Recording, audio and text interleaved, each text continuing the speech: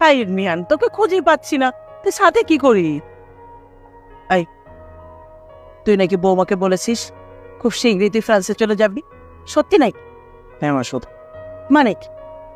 মাত্র 15 দিন হয়েছে বিয়ে করেছিস, এর মধ্যে তুই চলে যাবি? তুই কথা হলো বল। বৌমা, তুমি ওকে একটু বোঝাও না, এত তাড়াতাড়ি কেন যাবে বলো? মাত্র বিয়ে করেছে, ঘুরবে ফিরবে, আমরা কত মজা করব, আর ও এখনই চলে যেতে চাচ্ছে। আচ্ছা আপনি নিচে যান, আমি বোঝাচ্ছি। কেমন লাগছে আমাকে?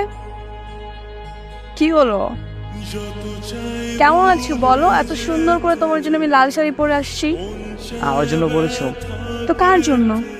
সেটা তো আমি জানি না। এই, তুমি জানো না মানে? আমি এখানে কার জন্য শাড়ি পরে আসবো? আচ্ছা, তুমি কি এখন আমার উপর অভিমান করে আছো? দোষটা কি আমার একার বলো? তোমার কোনো দোষ নেই। তুমি শুরুতে আমাকে কি অফার করলে? আমাকে বিয়ে করে একা রেখে বাইরে চলে যাবে। একটা মেয়ের কি স্বপ্ন থাকে জানো? বিয়ের পরে তার হাজবেন্ডের সাথে আন্ডারস্ট্যান্ডিং এর জন্য ঘুরবে ফিরবে, টাইম স্পেন্ড করবে তারা। আর তা না, তুমি আমাকে অফার করলে বিয়ে করে আমাকে একা রেখে চলে যাবো। তাহলে আমার সেই মেয়ে তুমি আমি কোথায় পাবো বলো? আমারও তুমি স্বপ্ন ছিল, কিন্তু এভাবে করলে তাহলে হয় না কিছু, তাই না? তুমি যদি বিয়ে করে আমাকে একা রেখে চলে যাও, তাহলে আমি এই মুহূর্তগুলো কোথায় পাবো? এই জন্যই আমি রাজি হতে চাইনি। আর ঢাকাতে আমার বাবা একাই থাকে, আমার তো মা নেই। আমি যদি বাইরে চলে যাই, তো আমার বাবাকে কে দেখবে বলো? লোক দেখানো ভালোবাসার কথা বলতেছো?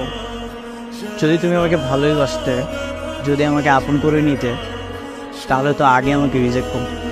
আমি সব কিছু মিলিয়ে সরি।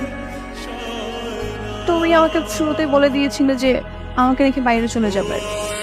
এই জন্যই আমি অভিমান এতদিন তোমার সাথে অনেক বাজে ব্যবহার, অনেক ইগনোর করেছি, যেটা আমার করা উচিত হয়নি। I am sorry. এখন কেন সরি?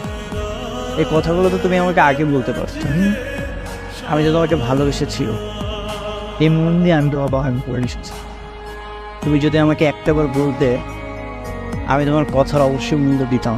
এই কথা কখনো আমি ফেলে দিতাম? আচ্ছা, তুমি কি পার আমার জন্য তোমার ফ্যামিলির জন্য দেশে থেকে যেতে? কি বলেছি শুনেছ? আমি তোমাকে মন দিয়ে ভালোবেসেছি।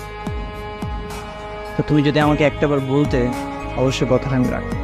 তোমার জন্য, আমার বাবা মার জন্য আমি না হয় দেশে থেকে যাব, দেশে থেকে যে কোনো একটা business. Thank you so much. I love so much. তাহলে আমরা হানিমুনে কোথায় যাচ্ছি?